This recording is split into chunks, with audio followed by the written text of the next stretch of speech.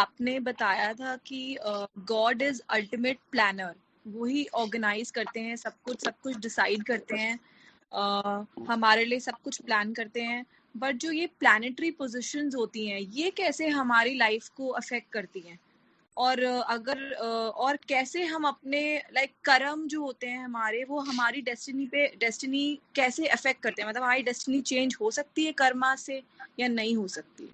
First breathe लेते हैं ना इस पृथ्वी पे आकर, जब हम बाहर आते हैं माँ के पेट से, तो उस टाइम पे आसमान पे जितने भी प्लैनेट्स जिस जिस पोजीशन में खड़े होते हैं, वो पोजीशन हमारे साथ पूरी जिंदगी के लिए फ्रीज हो जाती है, पक्की फिक्स हो जाती है। और उन प्लैनेट्स के असरात हमारी सारी जिंदगी पे, सारे जीवन पे, हर पल पे, हर सांस पे रहते हैं। अब इंसान अपने भविष्य के बारे में जानने के लिए हमेशा से बेचैन रहा है। ये जो प्लेनेटरी एस्पेक्ट के बारे में अभी तक की जो नॉलेज और जानकारी हमारे पास पाई जाती है, इसमें सबसे ओल्ड जो जानकारी है वो बेबीलोनियन है। बेबीलोनियन यही करते थे कि जब उनके यहाँ कोई बेबी आता था, तो वो उस वक्त आसमान पे प्लैनेट्स का एक स्केच बना लेते थे, स्केच सेव करके रख देते थे, और फिर उस बच्चे की लाइफ में जब कोई बड़ा इवेंट होता था ना, तो उस वक्त की प्लैनेट की पोजीशन को देखते थे, उसके उस बर्थ के टाइम पे प्लैनेट्स की पोजीशन को देखते थे, और उसमें जो चेंजेस आती थी उससे एक नतीजा निकालते थे, कोई ना कोई ऑब्जर्वेशन निकाल लेते थे कि यार अगर ऐसी ऐसी पोजीशन हो तो ऐसी पोजीशन में जन्म लेने वाले बंदे के ऊपर इस तरह का इवेंट आ सकता है। वो अपने पूरे ट्राइब के एक एक बच्चे का चार्ट मेंटेन करते थे। उस वक्त चूंकि कोरोना वाले माहौल थे कि सिर्फ बंदे ने खाना होता था, सोना होता था और बच्चे पैदा करने होते थे, बाकी ते लंबे चौड़े स्यापे होंगे नहीं सन। अगर बंदे ने सिर्फ भोजन ही कमाना हो, भोजन ही के लिए मेहनत करनी हो, तो बड़ा थोड़ा टाइम लगता है अपने आप को पालने में, ज्यादा दिक्कत नहीं होती। जब हमने अपने लिए गाड़ी, बंगले और बेड, बड़े बड़े सोफे, कालीन, टाइलें, अच्छा मार्बल और यूटेंसिल्स और ज्वेलरी और धन और पता नहीं कितने स्यापे करने हो, फिर वाकई खपना पड़ता है जिंदगी के लिए। तो आप बेबीलोनियन का उस टाइम का जो टाइम लाइफस्टाइल था, वो सिर्फ इतना ही था कि टेंटों में रहना है, खाना है, पीना है, बच्चे पैदा करने हैं और साथ साथ एस्ट्रोलॉजी। तो वो बड़े लंबे अरसे तक, सैकड़ों सालों तक लोगों के चार्ट बनाते रहे और ऑब्जर्वेशन देते रहे। तो जो ऑब्जर्वेशन उनको बार बार सामने आती थी, उसको वो पक्का एक थंब रूल बना लेते थे कि यार ये हमारी ऑब्जर्वेशन आई है कि इस प्लेनेट की इस तरह की पोजीशन हो, तो ये एक बंदे पे नहीं, दो पे नहीं, 10 पे नहीं, 20 पे नहीं, ये तो कोई 100 में से 70 बंदों पे ऐसा हुआ है, बाकी 30 पे नहीं भी हुआ। तो वहां से ये एक कुछ हमारे पास ऐसी ऑब्जर्वेशंस आ गई, दुनिया को एक बड़ी पढ़ाई, लिखी लिखाई कैलकुलेशंस मिल गई कि जी ऐसे ऐसे प्लेनेटरी इफेक्ट जो है वो इंसान की लाइफ पे असरअंदाज होता है। अब ये सारी चीजें वो जो करते थे ना, ये सब के सब नॉन बिलीवर थे, खुदा को नहीं मानते थे, सितारों को मानते थे, सितारों की वजह से होने वाले इवेंट्स को मानते थे, मगर खुदा पे यकीन नहीं। अब इसी तरीके से बहुत सारी इतिहास के अंदर ऐसे लोग भी गुजरे हैं जो बंदे की डेट ऑफ बर्थ को डेट के हिसाब से बंदे का लाइफ चार्ट बना लेते कि जी अगर इस डेट पे बंदा पैदा हुआ है ना, तो डेट के अंदर से वो पूरी जिंदगी के इवेंट्स निकाल लेते। जैसे मान लो कि आज अभी 25 जून 2021 है। अगर आप इसके कई तरीके हैं जिंदगी के बारे में मालूमात लेने के। 25 जून 2021, इसमें 5 और 2 को जमा करते हैं तो 7 बन गया, आगे 6 उसी तरह रह गया, और 2021 को जमा करें तो 5 बनता है। अब पहला फिगर उनका 7, आगे फिर 6, आगे फिर 5। तो अब इसमें फिर आगे इनकी 2 कैटेगरियां हैं। कुछ लोग कहते हैं कि जी पहला फिगर मंथ वाला लिया जाएगा क्योंकि मंथ 12 होते हैं, ठीक है, और महीने में दिन चूंकि ज्यादा होते हैं, 30 या 31 होते हैं, तो इसलिए दूसरा फिगर जो है वो डेट से लिया जाए, और तीसरा फिगर ईयर से लिया जाए क्योंकि उसका तो कोई पता ही नहीं कि वो कितने होंगे। तो अब उनके हिसाब से अगर ले जाएं तो आज के दिन 6 पहले आएगा, फिर 7 बाद में आएगा और 5 बाद में आएगा। अब ये जो 6 है और आगे 7 है और आगे 5 है, उसको वो ये कहते हैं कि बच्चा जब जन्म लेगा तो पहले 6 मिनट वो नंबर 6 के अंडर होएगा, और आगे फिर उसके इतना टाइम नंबर 7 के अंडर होएगा, और आगे फिर इतना टाइम उसका नंबर 5 के अंडर होएगा। तो वो जो पहला घंटा होता है बड़ा क्रिटिकल होता है आफ्टर बर्थ, उसको वो 3 फिगर्स में बांट देंगे कि पहले 20 मिनट समझ लो कि नंबर 6 के अंदर है, अगले 20 मिनट जो है वो नंबर 7 के अंदर है, और अगले 20 मिनट नंबर 5 के अंदर है। एक का तरीकेकार ये है। और फिर वो ऐसे करते हैं कि जी जब आप पहले घंटे से निकल गए तो फिर आगे वो दिनों पे आ जाते हैं कि जी पहले 2 दिन जो है ना वो आप नंबर 6 के अंडर हैं, अगले 2 दिन आप नंबर 7 के अंडर हैं, और अगले 2 दिन आप नंबर 5 के अंडर हैं। जब आपका हफ्ता निकल गया फिर वो सालों में आ जाते हैं कि जी पहले आपके 6 साल जो हैं वो आपके नंबर 6 के अंडर हैं, अगले आपके जो हैं वो 6 साल जो हैं वो नंबर 7 के अंडर हैं, अगले आपके 6 साल जो है वो नंबर 5 के अंडर हैं।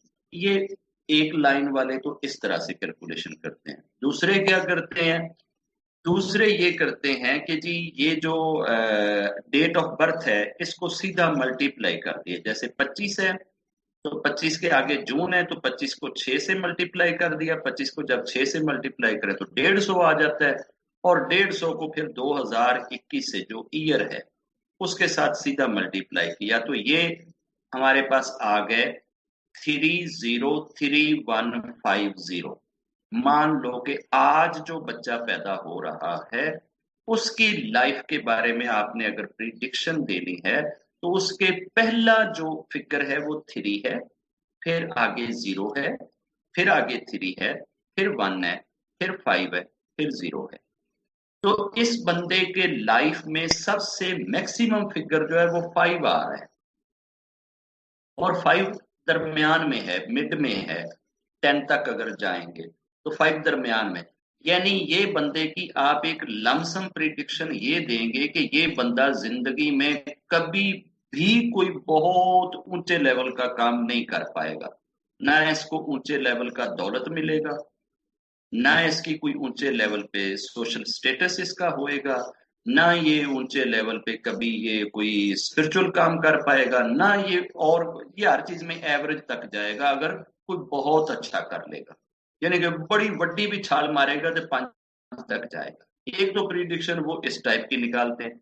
दूसरा, अब ये अगर टोटल 6 फिगर आ रहे हैं, 3, 0, 3, 1, 5 और 0, 6 फिगर में से वो ऐसे करते हैं कि जी बंदे की लाइफ की एवरेज देश की लाइफ के हिसाब से निकालते हैं कि जैसे आज हमारी इंडिया में एज मान लो कि जी 70 से 80 साल है, एवरेज एज यही है।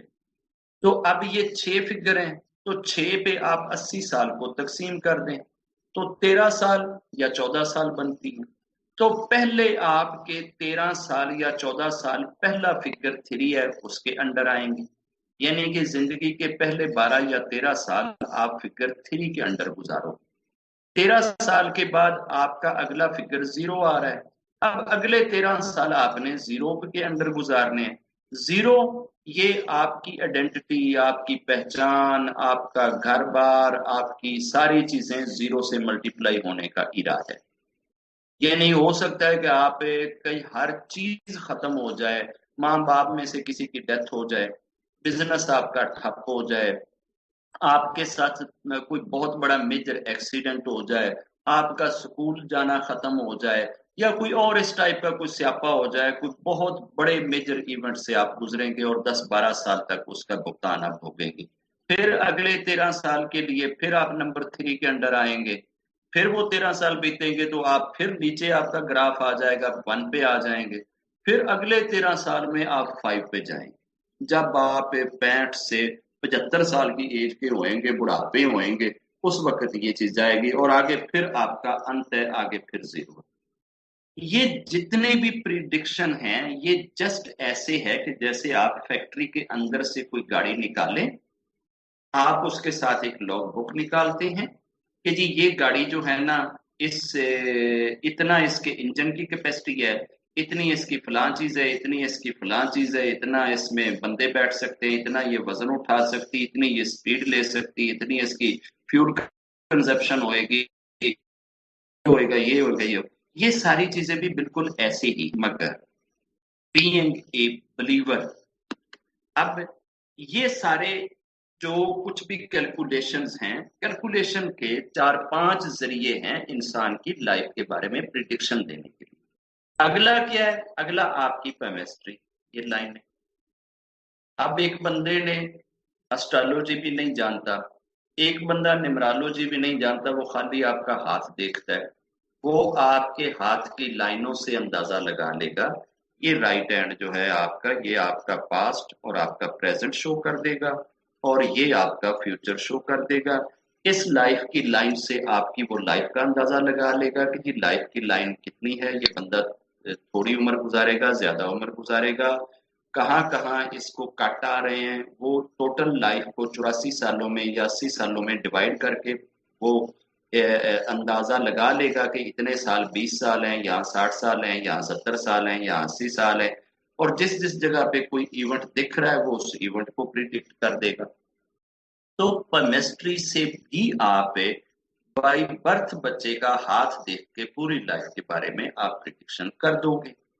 आप एक चीजें कह सकते हैं, ऐसे ही कुछ लोगों को रब ने क्याफा शनास बनाया होता है, वो बंदे का फोरहेड देख के ना, माथा देख के बंदे के बारे में वो एक प्रिडिक्शन बना लेते हैं कि यार अगर इसका यहाँ से लेकर यहाँ तक का डिस्टेंस इतना उंगल है तो फिर ये इस टाइप का बंदा होएगा, अगर इसकी चौड़ाई ऐसे है तो फिर इस टाइप का होएगा, ये भवें आपस में मिली हुई हैं तो ऐसा होएगा, भवों की पलकें अगर भारी हैं तो ऐसा होएगा, पलकों के बाल अगर खड़े हुए हैं तो ऐसा होएगा, नाक अगर फिन्नी है तो ऐसा होएगा, मोटी है तो ऐसा होएगा, पतली है तो ऐसा होएगा, आंखों का स्टाइल अगर ऐसा है तो ऐसा होएगा, लिप्स यूं है तो ऐसा होएगा, थोड़ी ऐसे है तो ऐसा होएगा।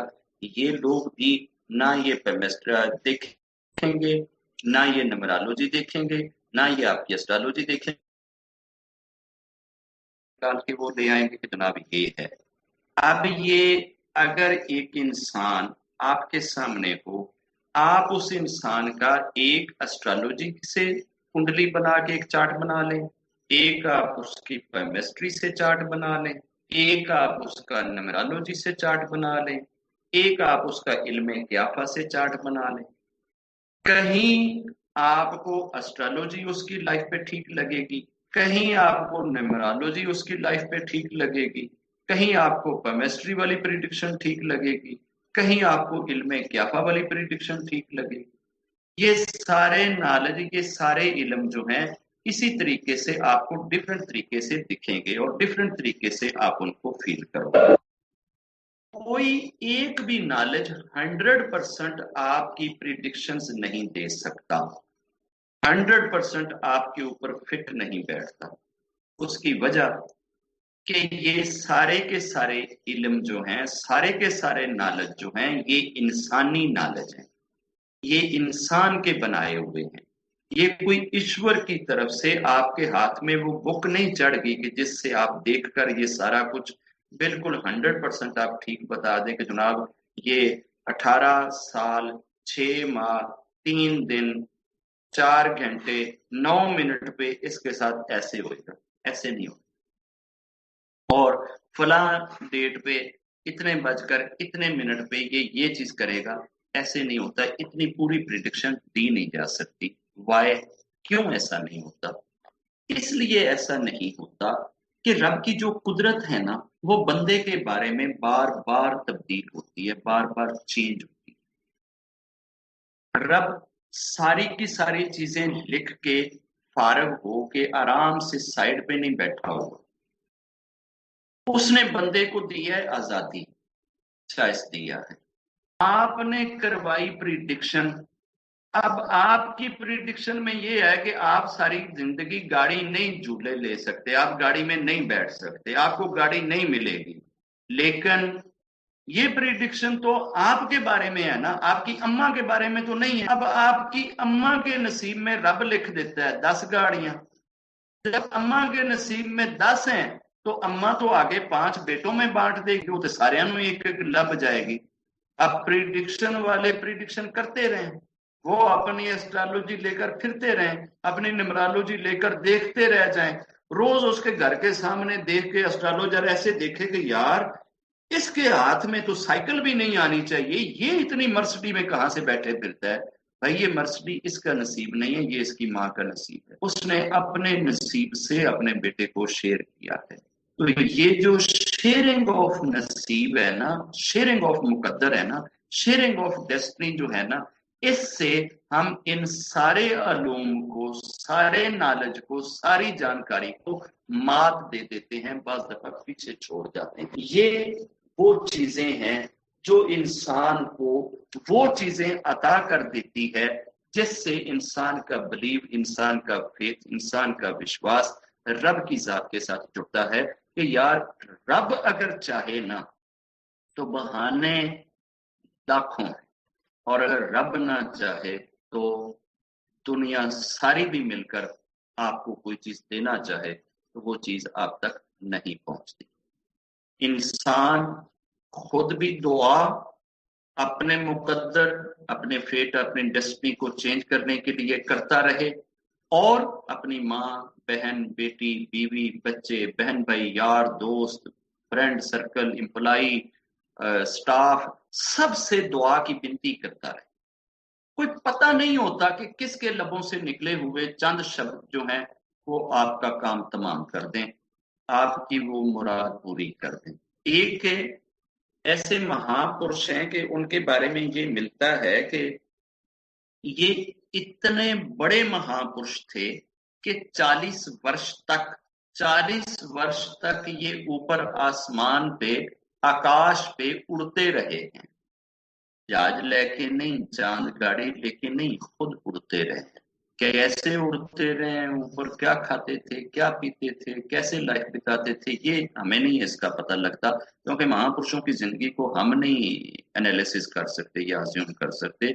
लेकिन 40 वर्ष तक ये रब की यूनिवर्स में, रब की कायनात में, रब के दरबार में ये हाजिर रहे।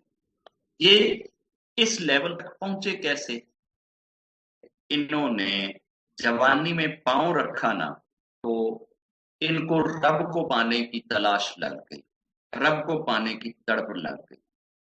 अब रब को पाने की भी तड़प थी और जिंदगी की बाकी चीजें भी थी। एक दिन दिल में ख्याल आया कि यार रब ऐसे नहीं मिलेगा जिस तरह से तू ढूंढता है। रब को अगर पाना है ना तो छोड़ छाड़ दे ये सारा कुछ। जिस तरह हमारे यहाँ भी बहुत सारे ऋषि मुन्नी, साधु, संत, सन्यासी सब कुछ छोड़ छाड़ के जंगलों में चले जाते हैं ना, इसके मन में भी यही ख्याल आया कि यार सारा कुछ छोड़ छाड़ के ना सिर्फ रब रब करने के लिए जंगल में जाता हूँ, उम्मीद है ऐसा करने से रब मिल जाएगा। एक दिन अमृत वेले उठे और अपनी माँ के आगे जाके खड़े हो गए ना, ऐसे हाथ जोड़ दिए। माँ ने पूछा, बेटे क्या कहना चाहते हो, किस लिए आए हो? मम्मा, मेरे ऊपर 2 लोगों के बड़े ऋण हैं, एक तू मेरी माँ और दूसरा ऊपर मेरा खुदा। मुझे नहीं मालूम कि मैं किसके ऋण उतारूं, आपके ऋण उतारूं या खुदा के ऋण उतारूं। आप दोनों में से कोई एक अपने ऋण मुझे छोड़ दे, या आप अपना हक छोड़ दें या खुदा अपना हक छोड़ दे। अब खुदा तो मेरे सामने है नहीं, वो तो मुझे दिख नहीं रहा, उससे तो मुझे जवाब मिलेगा नहीं कि मुझे ये पता लग जाए कि उसने अपना हक छोड़ दिया है। तू मेरे सामने है, तू मुझे दिखती है, तू मुझे नजर आती है, अब दूसरी तू है, अब तू ही मुझे अपना हक माफ कर दे, तू ही अपना हक छोड़ दे, ताकि मैं अपने अकेले रब का हक अदा करूं और सिर्फ रब रब करूं और रब को पाऊं। माँ ने कहा ठीक है बेटे, मैंने अपना हक छोड़ दिया, जाओ, तुम्हें अगर रब मिलता है, तुम रब को ढूंढना चाहते हो, तुम्हें रब की तलाश है, जाओ जाकर रब को ढूंढो, रब को पाओ। इस बंदे ने जंगल का रास्ता लिया, जिस तरह हमारे यहाँ सन्यासी लेते हैं, 10-10 साल 12-12 साल जंगलों में बैठे रहते हैं। इस बंदे ने 12 वर्ष रब की पूजा करी, रब का पाठ करा, रब रब करी, दिन रात कोई काम नहीं, सिर्फ रब को पाने और रब की तड़प और रब को याद करने में गुजार दी। 12 वर्षों के बाद एक दिन चलते चलते ना अपने शहर के करीब से गुजरे, इनको ख्याल आ, यार बूढ़ी माँ थी, पता तो कर जिंदा भी है कि नहीं। उस वक्त ये मोबाइल शोबाइल और ये यूट्यूब और फेसबुक वाली इस विद्या नहीं थी, पुराने वक्त से, आज से कोई 800-900 साल या 1000 साल पहले की बात है। अब उस वक्त में तो इंसान इंसान के पास जाके ही बात कर सकता था, ये आज वाली सहूलतें नहीं। इनके जहन में ख्याल आया कि जाता हूँ, माँ का हाल अहवाल पूछ लेता हूँ, माँ के चरण पे छू लेता हूँ, तो फिर दोबारा मैं फिर रब को पाने के लिए निकल जाऊंगा, चलो माँ को देख लूं। इस साल में आते हैं तो जब घर पहुंचते हैं ना तो लेट हो जाते हैं, रात तकरीबन कोई आधी हो जाती है, तो दरवाजे पे आते हैं, ऐसे दरवाजा खटकाने लगते हैं ना तो हाथ को रोक लेते हैं, यार 12 वर्ष से तू घर ही नहीं बढ़िया, तू अपनी मां दे से काम नहीं आया, ना तू ਉਹਦੇ ਕਿਸੇ ਦੁੱਖ ਸੁੱਖ ਚ, ਨਾ ਉਹਦੀ ਕੋਈ ਸਿਹਤ ਚ, ਨਾ ਉਹਦੀ ਕੋਈ ਬਿਮਾਰੀ ਚ, ਨਾ ਘਰ ਦੇ ਕਿਸੇ ਹੋਰ ਕੰਮ ਚ ਤੂੰ ਉਹਦੀ ਕੋਈ ਸਹਾਇਤਾ ਕੀਤੀ ਹੋਵੇ, ਸੁੱਖ ਤੇ ਉਹਨੂੰ ਤੂੰ ਦਿੱਤਾ ਕੋਈ ਨਹੀਂ ਦਾ। ਤੇ ਜੇ ਹੁਣ 12 ਸਾਲਾਂ ਬਾਅਦ ਆਇਆ ਹੀ ਹੈ ਤੇ ਹੁਣ ਤੂੰ ਅੱਧੀ ਰਾਤੀ ਅਗਰ ਕੁੰਡਾ ਖੜਕਾ ਦਿੱਤਾ, ਜੇ ਮਾਂ ਸੁੱਤੀ ਹੋਈ ਤੇ ਸੁੱਤੀ ਮਾਂ ਨੂੰ ਤੇਰੇ ਕੁੰਡਾ ਖੜਕਾਉਣ ਦੇ ਨਾਲ ਜਿਹੜੀ ਤਕਲੀਫ ਪਹੁੰਚੇਗੀ, ਕਮ ਅਜ਼ ਕਮ ਇਹ ਪਾਪ ਤੇ ਆਪਣੇ ਸਿਰ ਤੇ ਨਾ ਲੱਗੇ, ਤੂੰ ਤਾਂ ਬਚ ਜਾ, ਰੁਕ ਜਾ ਇਸ ਚੀਜ਼ ਤੋਂ। तो तू बाहर ही बह जा, ते सुबह जदों तेरी मां उठेगी, तेनों अंदरों कोई आवाज खड़का आएगा, तेनों अंदाजा होएगा कि मां उठ गई है, उदों तू भी दरवाजा खड़का देवें ताकि तेरी मां को कोई तकलीफ ना हो। मां को तकलीफ से बचाने की गरज से दरवाजे के साथ ही जने ने ऐसे सर लगाया और सो, जब जब सो जाता है ना, रात गुजर जाती है, सुबह जब अमृत वेला होता है तो वो पुरानी माएँ जो है ना, वो अमृत वेले में उठा करती थी, रब को याद किया करती थी, रब से प्यार किया करती थी, रब से दुआएं मांगा करती थी। अब जब माँ उठी है तो अंदर वाले कमरे का उसने दरवाजा खोला, कुंडी के खड़कने की आवाज आई, माँ के बाहर चलने की फिरने की आवाज आई, तो इसको अंदाजा हो गया कि यार माँ उठ गई है। इसने जब कुंडी खड़काई ना तो माँ अंदर से आवाज देती है, बेटे मैं आई। ये कुंडी खड़कने का जो अंदाज है ना, माँ जान लेती है। हम भी अपने घरों में अगर कभी जाएं ना और एक टिपिकल स्पीड से, टिपिकल तरीके से ऐसे हाथ मारे ना, तो फैमिली मेंबर्स को पता लग जाता है कि यार ये वाला हाथ जो है ना, ये मेरे मामू जब आते हैं तो वो ऐसे हाथ बजाते हैं। तो अक्सर आपको दरवाजा खटखटाने के स्टाइल से पता चल जाता है कि आने वाला कौन है। अब माँ के दरवाजे को बेटे ने खटखटाया है, तो माँ खटखटाने का अंदाज जान गई है कि इस अंदाज से तो मेरा बेटा ही दरवाजा खटखटाता है, 12 साल के बाद आया। अगर माँ को दरवाजे के खटखटाने का स्टाइल पता लग जाता है, कैसे हो सकता है कि बंदा अपने रब के दरबार में जाए और उसका दरवाजा खटखटाए और उसे पता ना चले कि ये दरवाजा किसने खटखटाया। खैर, दरवाजा खटखटाता है, माँ आकर दरवाजा खोलती है, जब दरवाजा खोल के गले लगाती है ना, गले लगा के रब के दरबार में दुआ करती, रब्बा मेरा पुत्र ਤੇ ਮੈਂ ਇਹਦੇ ਤੇ ਹੱਕ ਆਪਣਾ ਛੱਡ ਦਿੱਤਾ ਸੀ, ਮੈਂ ਤੇਰੇ ਤੇ ਛੱਡ ਦਿੱਤਾ ਸੀ, ਤੇਰੇ ਸਪੁਰਦ ਕੀਤਾ ਸੀ ਕਿ ਤੂੰ ਇਸ ਨੂੰ ਆਪਣੀ ਪਹਿਚਾਨ ਨਸੀਬ ਕਰੇਗਾ, ਆਪਣਾ ਗਿਆਨ ਇਸ ਨੂੰ ਨਸੀਬ ਕਰੇਗਾ। ਮੈਂ ਇੱਕ ਮਾਂ ਹੈਗੀ ਆ ਤੇ ਮੈਨੂੰ ਇਹ ਮਿਲਿਆ ਤੇ ਮੈਂ ਇਹਦਾ ਇਹ ਹਾਲ ਨਹੀਂ ਦੇਖ ਸਕਦੀ, ਮੈਂ ਇਸ ਦੇ ਅਟੇ ਫਟੇ ਹੋਏ ਗਰਦੋ ਗੁਬਾਰ ਦੇ ਵਾਲ ਨਹੀਂ ਦੇਖ ਸਕਦੀ, ਤੇ ਤੂੰ ਰੱਬ ਹੈ ਕਿ ਮੈਂ ਮਾਂ ਨੂੰ ਘਣਾ ਪਿਆਰ ਕਰਨਾ। अगर तू मां नालों घना प्यार करना है तो फिर तू हाले तक इसनों अपनी पहचान बख्शी क्यों नहीं, दिती क्यों नहीं है? मैं नहीं देख सकती इसकी यार, तो तू रब होके किवें देखना है? तो तू इसनों पहचान ही नहीं दी, तू इसनों पहचान दे अपनी बख्श दे। मां ने उधर से सीने से लगाया हुआ है और उधर रब के दरबार में ये दुआ भी की जा रही है कि ये एक मां की दुआ है, अब मेरे बेटे को और ना तड़पा, अब इसे अपनी पहचान नसीब कर मेरे बेटे। वो महापुरुष कहते हैं कि जो कुर्बत और जो कनेक्टिविटी मुझे 12 सालों में नसीब नहीं हुई थी, वो मां के सीने लग के चंद लम्हों में नसीब हो गई। जितनी खुदा को मैंने पाने की कोशिशें 12 सालों में करी थी, खुदा को समझने की, वो सारी कोशिशों का फल उतना मेरे सीने को नहीं बदल सका, उतनी तासीर नहीं दे सका जितना मां ने सीने लगा के चंद लम्हों में मुझे दे दिया। अब आप कौन सा प्रिंसिपल लगाएंगे, कौन सा असूल लगाएंगे कि यार अगर कोई माँ बाप को छोड़ के, जिम्मेदारियों को छोड़ के, सारी चीजों को छोड़ के अकेला तेरे दरबार में आ जाए और 12 साल रुलता रहे तो तू उसे देता कुछ नहीं है, और वही बंदा जब माँ के सीने में सीना रख के, सर रख के मिल रहा होता है तो तू उसे चंद लम्हों में वो चीज अता कर देता है। ये तो उसकी मर्जी।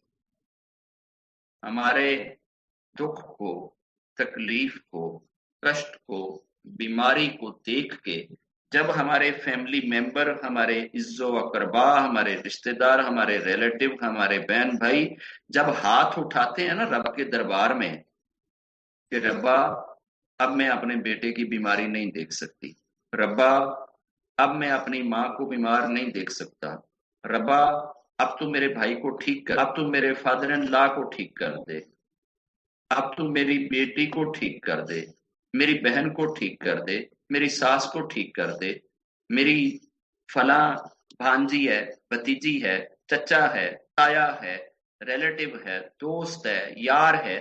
जब एक इंसान कलप कर रब के दरबार में इस तरह की दुआ करेगा तो क्या पता है उसके अपने भागों में तो सब कुछ जीरो हो, मगर किसी की दुआ से वो रब के दरबार का हीरो हो। ये थोड़ा पता होता है, ये कुछ नहीं कहा जा सकता। तो मेरे बेटे, आपकी डेस्टिनी चेंज करने की जो की है ना, जो चाबी है ना, चाबी, key to change the destiny is just only pray pray pray pray and pray. दुआ रब के दरबार में वो टूल है जो रब के अर्श को हिला के रख देता है। दुआ वो टूल है जब रब के दरबार में पहुंच जाता है और आपकी अर्जी वहां चली जाती है तो उसकी रहमत को भी जोश आ जाता है। तो उसने देन लग्या थोड़ा किधरों सैंक्शन लैनी है, पूछना थोड़ा है उन्हें। रब ने किसी को कुछ बख्शना होवे तो डोनाल्ड ट्रंप को सैंक्शन लेगा, डोनाल्ड ट्रंप दस मैं इन्हू कुछ दिया या ना दिया, ऐदे भागां च यह चीज लिखा या ना लिखा, ये चीज वो थोड़ी करेगा यार, उसने देनी है ना, वो मालिक है ना। उस मालिक के दरबार में हमारे मांगने के अंदर कमी है, अता में कमी नहीं। हमारे मुकद्दर की जितनी भीड़ें, जितनी पीड़े हैं, ये सिर्फ और सिर्फ हमारे मांगने की कमी। रब के यहां कमी नहीं, रब के यहां देर नहीं। हमसे रब से मांगा नहीं जाता, वो तो अता करने के लिए बेताब है, हमसे उसके दरबार में हाजिर नहीं हुआ जाता। ये फॉल्ट इंसान की झोली में है, ये फॉल्ट रब की साइड में नहीं है। आपको दुखों ने घेरा हुआ है, इसका मतलब है कि तूने रब को अपने दिल में बैठाया ही नहीं, तूने रब के साथ अपना दिल लगाया ही नहीं, तूने उस टेस्ट को, उस मजे को चखा ही नहीं है, उस मार्ग पे पांव रखा ही नहीं है, उसके दरबार की मस्ती कभी फील की ही नहीं है, उसकी यारी का नशा कभी तुम्हें चढ़ा ही नहीं है। ये सारी चीजें तभी आपके जिंदगी में आती हैं कि जब आप रब के दरबार के मुसाफिर बने ही नहीं हैं। जिस दिन उसके दरबार में जाना और उसके दरबार में खड़ा होना, उसके दरबार में मांगना, उसके दरबार में अर्जी लगाना, उसके दरबार में रोना, उसके दरबार में अपने मुकद्दर के झेड़े लगाना समझ में आ गए, फिर रब से गिले और शिकवे और तकलीफें ये सब कुछ खत्म हो जाए।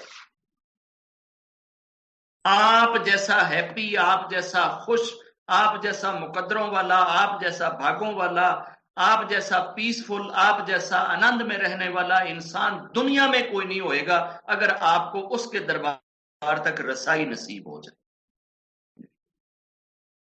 खुशी तो मिलती ही रब के दरबार से। इसका ताल्लुक तो इस चीज से है ही नहीं है जिस चीज से हम खुशी को जोड़कर फिरते हैं। हम ये समझते हैं गाड़ी आ जाए, ये मेरे बच्चे उस गाड़ी पे स्कूल जाने लग जाए, मैं बड़ा हैप्पी हो जाऊंगा।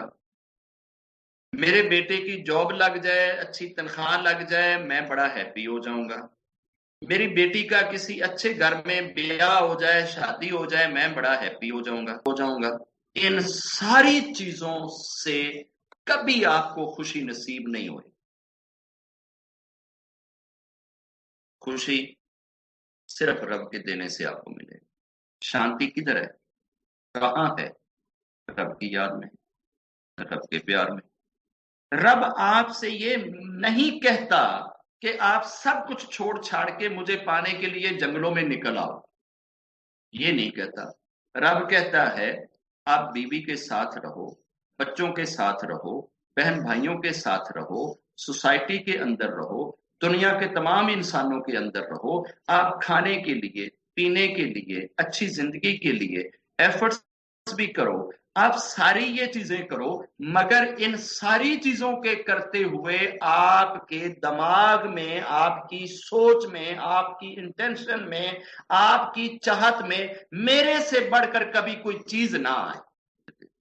अगर ये कंसेप्ट है तो जिधर भी आप हैं, जिस स्टेज में भी आप हैं, आपको शांति भी मिल जाएगी, खुशी भी मिल जाएगा, पीस भी मिल जाएगा। आप उस रब के दिए हुए हालात पे ऑटोमेटिकली इतने खुश हो जाएंगे कि आप जिधर भी होंगे उधर ही आप हंस रहे हो। ये रोने तभी तक आपके साथ चलेंगे जब तक आप रब के साथ कोई दरमियान में कनेक्टिविटी बनाते नहीं। रब से दुआ है कि वो हमें अपने साथ जोड़े। जब हम उसको जान लेंगे, मान लेंगे, समझ लेंगे, तो फिर ये प्लैनेट्स क्या कहते हैं, न्यूमरोलॉजी क्या कहती है, फिगरोलॉजी क्या कहती है, एस्ट्रोलॉजी क्या कहती है, केमिस्ट्री क्या कहती है, इन चीजों की जरूरत नहीं पड़ेगी। बच्चे असरात सारी चीजों के हैं, फिगरोलॉजी के भी हैं, एस्ट्रोलॉजी के भी हैं, केमिस्ट्री के भी हैं, हर चीज के हैं, लेकिन ये उस बंदे के लिए जिसका खुदा ना हो। जिसका खुदा है उसके लिए ये सब कुछ फेल। अब आपने फैसला करना है कि आपके पास ये चीजें हैं या आपके पास खुदा। आपने खुदा के साथ जिंदगी गुजारनी है या केमिस्ट्री से जिंदगी गुजारनी है? आपको चीजें खुदा ने देनी है या आपको एस्ट्रोलॉजी ने देनी है? आपके ऊपर इफेक्ट खुदा की तरफ से आना है या इन चीजों की तरफ से आना है?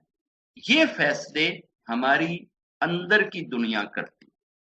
अगर तो मैं ये मानता हूं कि जनाब बृहस्पति देव ने मेरी जिंदगी को संवारना है और जनाब फलां प्लेनेट जो है वो जब फलां उसमें चला जाएगा तब मेरी जिंदगी संवरेगी, तो फिर हम प्लेनेट से पूछते रहें।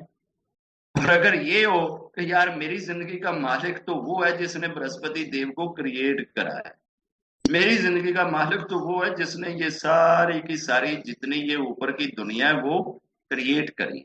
अगर उस क्रिएटर से आपका वास्ता कोई है तो वो पूरी गैलेक्सी भी तुझे कुछ बिगाड़ना चाहे तो वो बिगाड़ नहीं सकती, और पूरी गैलेक्सी कुछ देना चाहे तो वो तुझे दे नहीं सकती। इब्राहिम को भी तो उठा के नमरूद ने अग्नि के अंदर फेंक दिया था ना, वक्त का राजा था, तो क्या अग्नि ने जलाया उसको? अब प्लेनेटरी इफेक्ट और ये सारे इफेक्ट ने तो जो कुछ था वो तो उठा के उसको अग्नि में डलवा दिया ना, लेकिन अग्नि तो ना जला सके। क्यों? रब साथ। और अगर रब साथ ना हो तो फिर सारा कुछ होएगा। तो रब से, रब की जान मांगे। जय